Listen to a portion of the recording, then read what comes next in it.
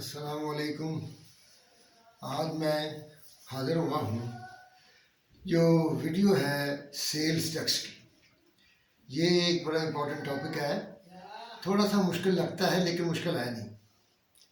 इसमें पहले इसकी सॉरी बैकग्राउंड सुने कि जो चीज़ें एक हमारा जो FBR है उसमें अगर आप रजिस्टर्ड हैं as a sale tax assessee तो फिर आपको सेल टैक्स आपने जो परचेज करेंगे उसके ऊपर सेल टैक्स देंगे और जो चीज़ बेचेंगे उस पर सेल टैक्स लेंगे। और इस तरह आपको दोनों टैक्सों में जो ज़्यादा अगर आपने दे दिया है तो वापस मिल जाएगा, अगर आपने दोनों में से कम दिया तो आपको खुद को पे करना है। तो एक बात याद रखें कि ये टैक्स हम वसूल करते हैं कस्टमर से। जब परचेज करते हैं तो उस वक्त हम देते हैं क्योंकि हम उस वक्त कस्टमर होते हैं। जब सेल करते हैं तो हम फिर उससे कस्टमर से टैक्स लेते हैं। हमारी प्राइस होती है प्लस टैक्स होता है, प्राइस है प्लस टैक्स होता है। इसलिए इसमें बार बार वो आपको सवाल देता है कि जी इंक्लूडिंग सेल टैक्स, बार बार कहता है excluding tax sale tax. Excluding tax sale tax को नेट ऑफ टैक्स भी कह सकता है। इसका मतलब है इसमें सारी जो है अमाउंट टैक्स की शामिल नहीं है, शामिल करो। और अगर वो कहे ग्रॉस, इसका मतलब है इसमें शामिल है। हमें ये पता होना चाहिए कि ग्रॉस में सेल टैक्स की रकम अलग करनी कितनी अमाउंट है, कैसे करनी है। और दूसरी बात है कि हमने गवर्नमेंट को देना है या गवर्नमेंट से लेना है। इसमें होता है सेल टैक्स, एक होता है इनपुट सेल टैक्स जो कि परचेजेस में होता है। किसके ऊपर होता है? Input tax and output tax.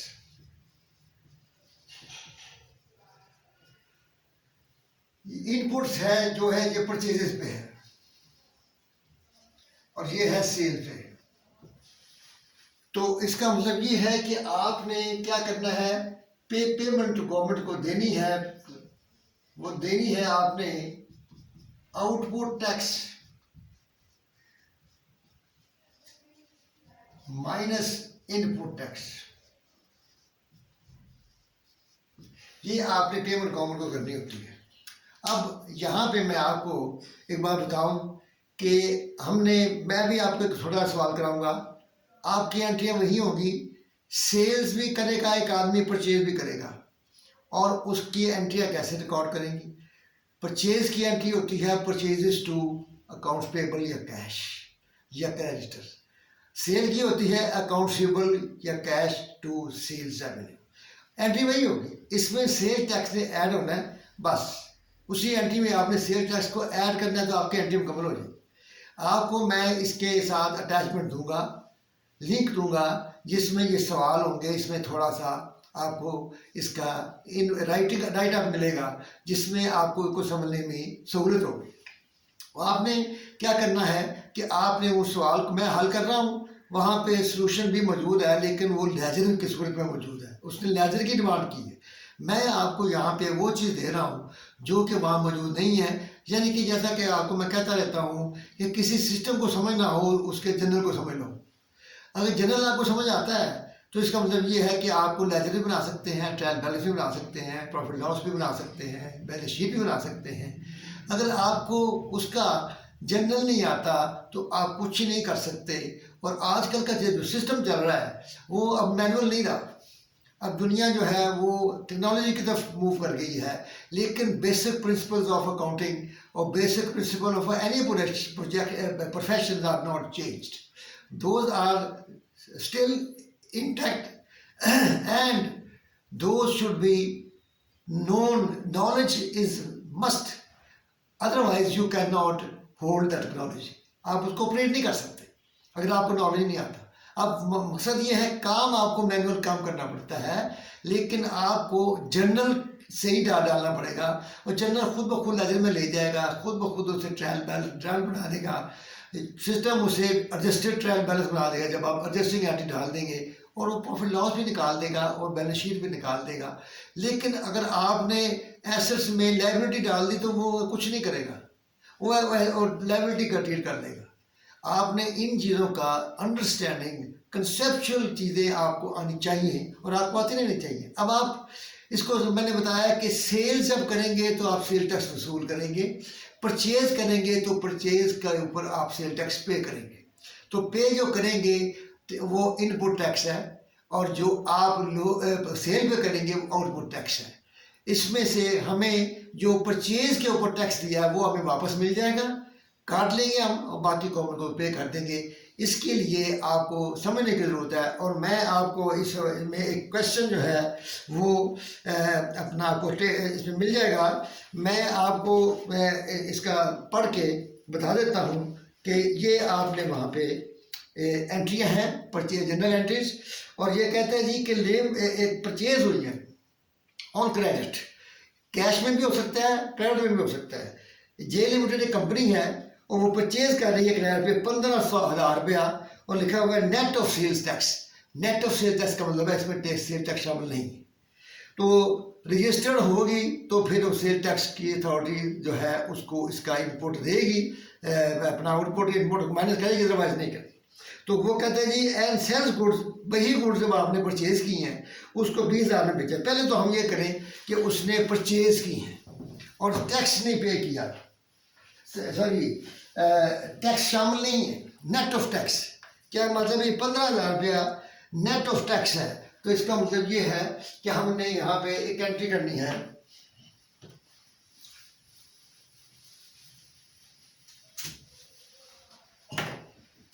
J limited ये कंपनी का नाम है और ये करती है परचेजेस। आप देखिए परचेजेस की एंट्री आप करते हैं, परचेजेस टू अकाउंट्स पेबल, ये वही एंट्री आपने फिर कर दी। वो कहता है 15,000 जो है ये इस पर टैक्स शामिल नहीं है, नेट ऑफ टैक्स का मतलब है शामिल नहीं है, तो 15,000 यहाँ परचेज कर दें। अब उसके बाद आपने चूंकि टैक्स शामिल करना है, टैक्स इसमें है 16% मेरा ख्याल है, हाँ जी 16% टैक्स सवाल में लिखा नहीं हुआ, तो आपने इसे 16% ट्रीट करना है। तो हम लिखेंगे सेल्स टैक्स पेबल 2400 ही आया, हाँ जी 2400 का मतलब है 17,400 आपने वसूल करना है, देना है, सॉरी किसको, जिससे आपने ये चीज़ें परचेज की हैं। आपकी परचेजेज होंगी टैक्स के बगैर, क्योंकि टैक्स जो है ये गवर्नमेंट को देना है और लेना किससे है, अकाउंट से। अब हमने यहाँ से पे करना है, तो हमने इसको जब पे करना है तो ये हमारा डेबिट होगा, ठीक है जी, ये हमारा एक्सपेंस नहीं है, इसको एक्सपेंस ट्रीट नहीं करेंगे आप, ये आप एडजस्टेबल है। इसलिए आप क्या करेंगे, परचेजेस को आपने हमेशा नेट ऑफ टैक्स रखना है और ये टैक्स अलग कैलकुलेट होगा और ये हमने एंट्री डाल दी है। अब उसके बाद वो कहता है जी 20,000 रुपये में हमने इसको बेचा है, तो इसका मतलब है कि आपने अकाउंट रिसीवेबल टू सेल्स तो 20,000 में बेचा, सॉरी 20,000 में बेचा, ये हमारी सेल है। तो इसके बाद आपने टैक्स इसका 16% 3200 बनता है, तो इसका मतलब है यहाँ पे अगर डेबिट है तो यहाँ पे सेल टैक्स क्रेडिट होगा 3200।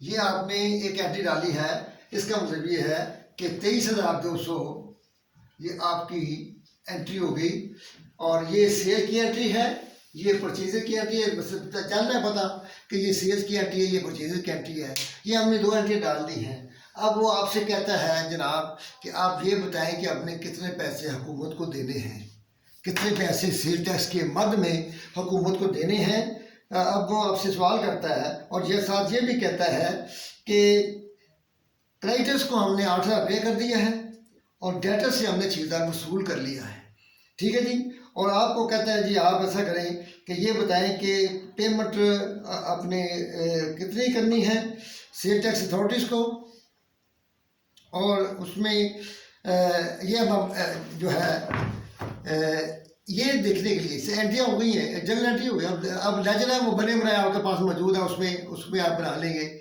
मैं सिर्फ आपको सेल टैक्स का हिसाब बताने लगा हूँ कि आपने सेल टैक्स को पे कैसे करना है। तो यहाँ एक अकाउंट बनाएंगे, T account, sale tax payable, और आप इसको पहले सेल टैक्स डेबिट है, इसको पोस्ट करें। ये कहाँ से आया है? अकाउंट्स पेबल से, ठीक हो गई। इसके बाद क्रेडिट है 3200, ये कहाँ से आया है? अकाउंट्स पेबल से। ये आपको मैंने बताया हुआ है, पोस्टिंग इन लेजर, जनरल से लेजर में जा रहे हैं। अब इसको बैलेंस करेंगे तो 800 बैलेंस है, और ये हमारा ख़त्म हो गया है। और इसमें वो कहता है, मेरा ख्याल है कि नहीं कहता, ये इट इज़ द परचेज से अकाउंट एंड पेमेंट रिसीट। अच्छा जी,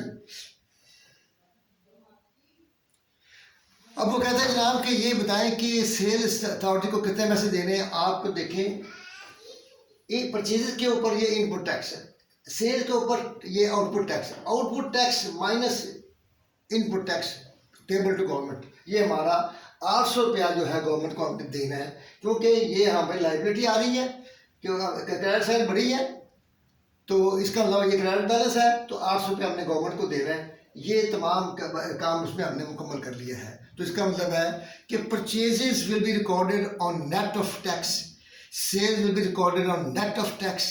और अब ये है, यहाँ पे हमने टैक्स कैलकुलेट किया है और परचेजेस का। अब एक छोटे एग्जांपल है, उसमें टैक्स शामिल होगा तो हमने टैक्स वाला करना है। वो कैसे करना है ये अब आपको बताते हैं। नेक्स्ट एग्जांपल में वो कहता है, नुमाना provides you with the following information. वो क्या इंफॉर्मेशन है मैं आपके सामने लिखता हूँ छोटी सी, ताकि आपको थोड़ा समझ आए कि क्या है। ये तीसरा मुकम्मल है, मेरा ख्याल इसमें कोई मसला नहीं है।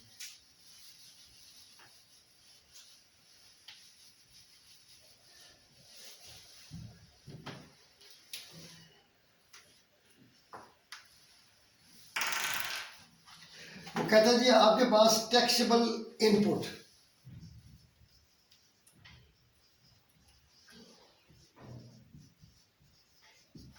वो है जी 2,39,042।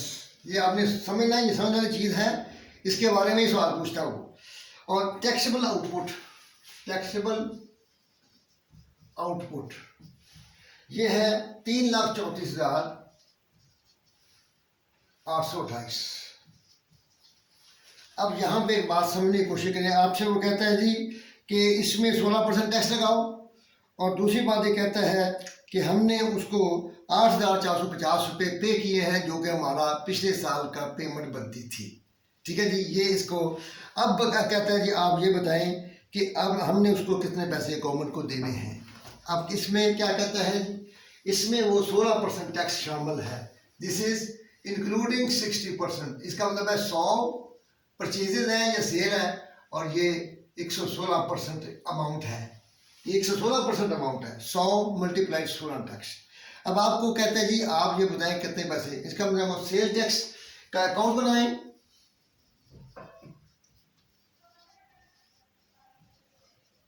जब इसमें शामिल हो तो हम क्या करेंगे, इनपुट टैक्स जो परचेजेज पे होता है, तो उसमें हम क्या करते हैं, इनपुट टैक्स डेबिट होता है, क्योंकि आप कहते हैं purchases sale tax to accounts payable. तो आपने यहाँ पे क्या लिखना है, सेल टैक्स में अकाउंट्स पेबल। इसकी अमाउंट है, हमें से चाहिए टैक्स की अमाउंट जिसमें परचेजेज भी शामिल है। हम क्या करेंगे, इसके लिए फॉर्मूला क्या है, फॉर्मूला ये मैंने लिखा आपको, 100 परचेजेज है, 16 टैक्स है, 116 पर, दिस इज इक्वल टू 116%। आपने क्या करना है, ये अमाउंट लिखनी है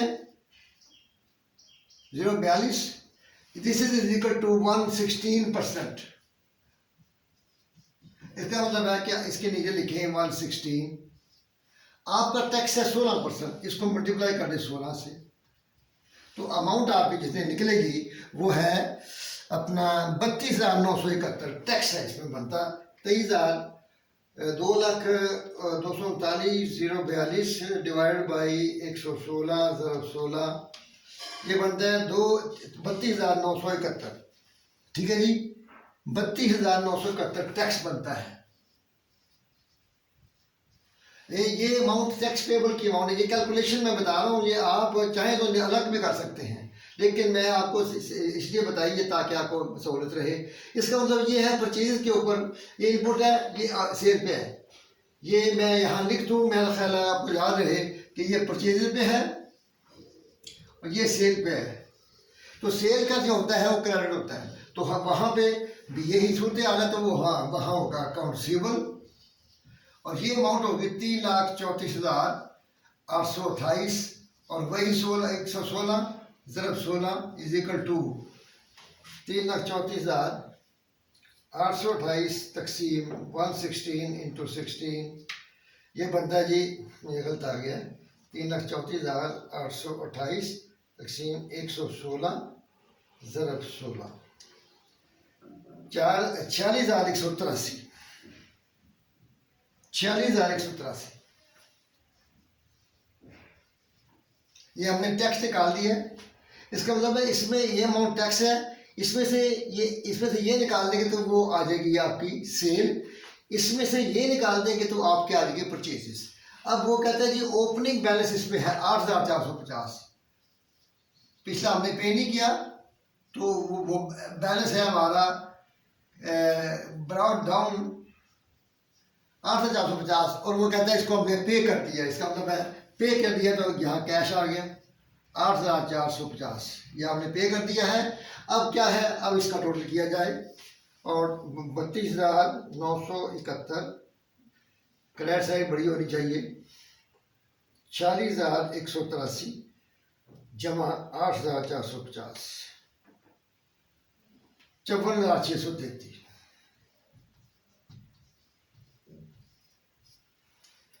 8,450 और 46,183, 54,633, और ये है, इसको हम यहाँ पे देखते हैं अपना 54,033 माइनस 32,971 माइनस 8,450, 13,268, ये बैलेंस है 54,633।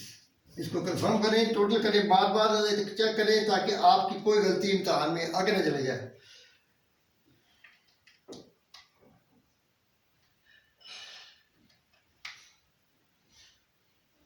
तो हो गया 32,971, 8,450, 13,268, 54,600, ये कहते हैं जी 8,450, 46,183, 54,633 माइनस 32,971 माइनस 8,450, 32,200, 13,212 बनता है।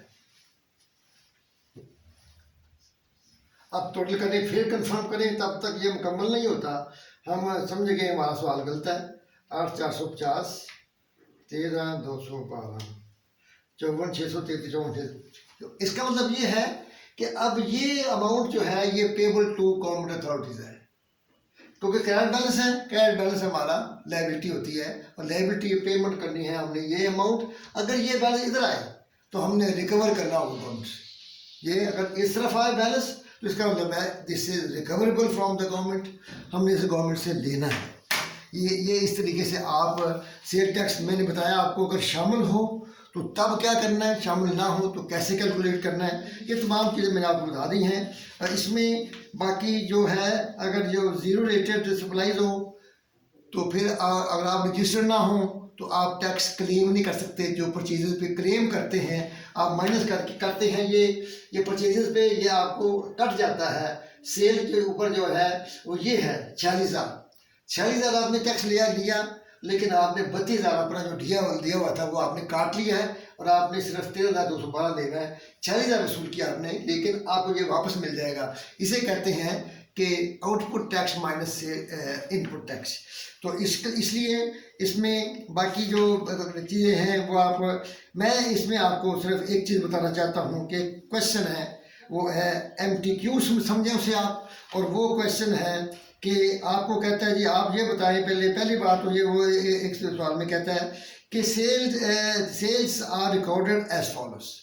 सेल आप रिकॉर्ड और परचेजेज रिकॉर्ड करते हैं नेट ऑफ टैक्स, याद रखें मेरी बात।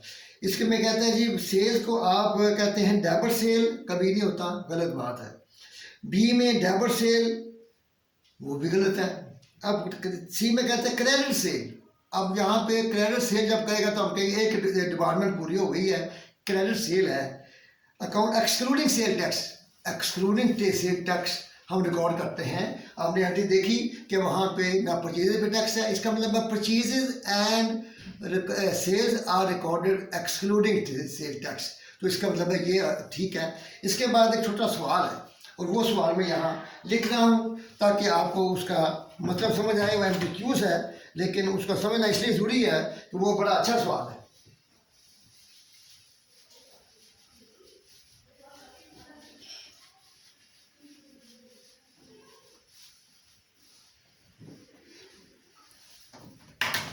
सवाल में वो कहता है कि जनाब ए ट्रेडर रजिस्टर्ड सेल टैक्स, ये ज़रूरी है। रजिस्टर्ड टैक्स सेल टैक्स का मतलब है कि वो शख्स जो है वो चीज़ें डील करता है जिसमें सेल टैक्स लगता है, और इसको रजिस्टर चुके हैं इसलिए इसको परचेजर के ऊपर जो इनपुट टैक्स है वो डिडक्ट किया जाएगा, समझे कि नहीं, उसे वो बेनिफिट दिया जाएगा। और ये कहता है जी सेल्स हुई है हमारी, सेल्स लिखा हुआ है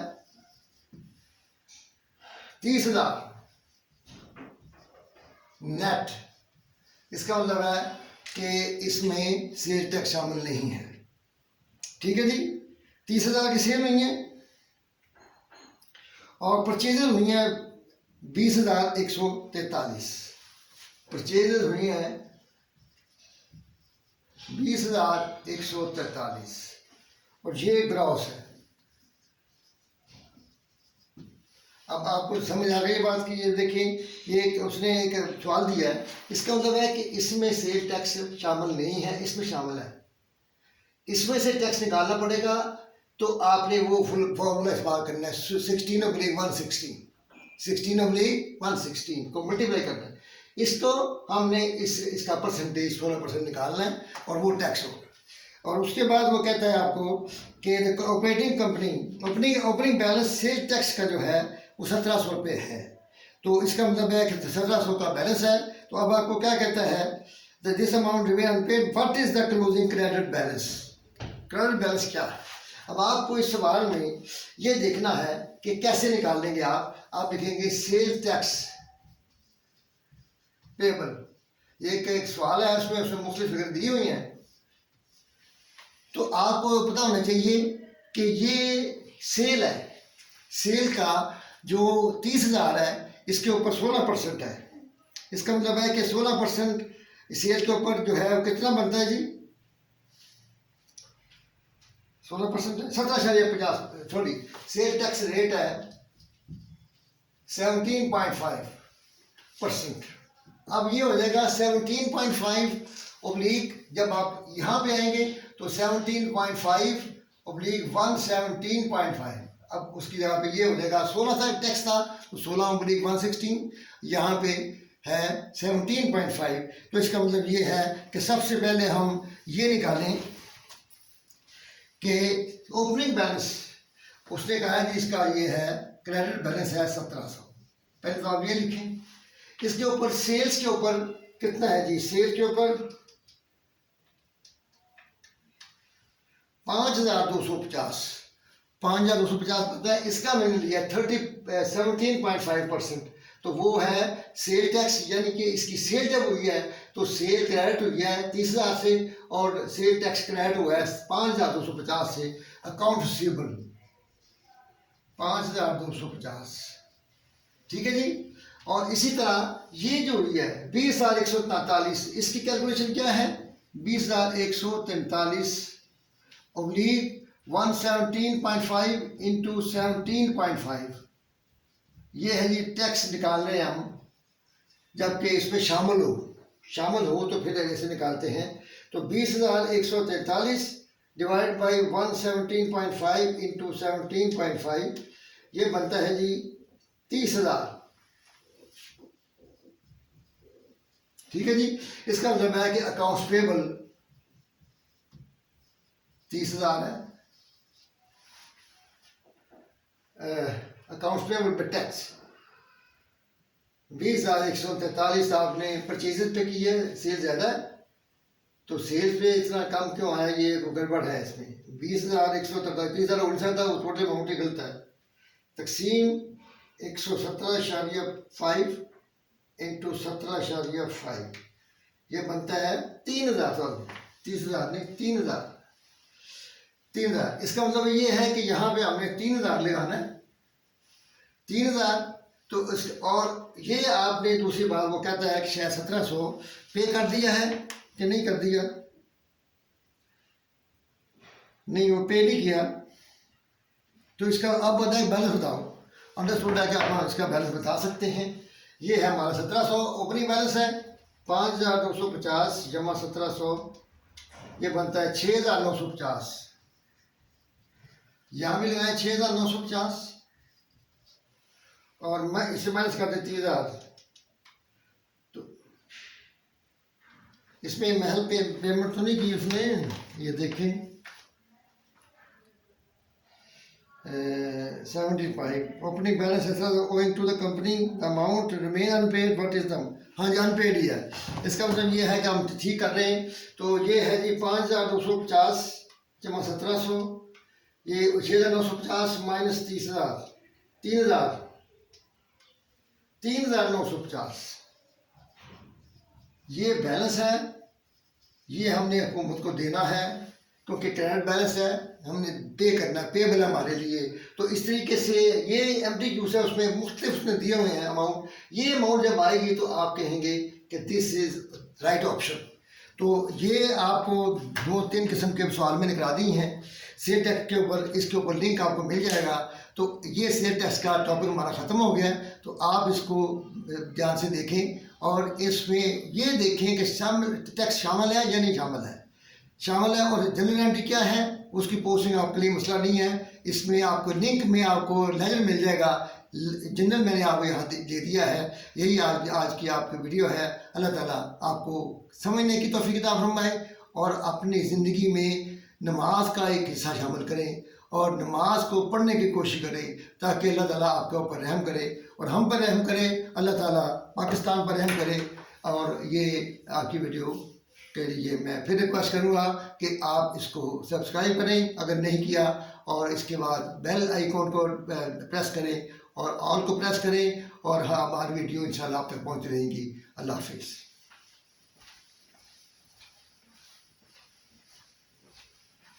अल्हम्दुलिल्लाह।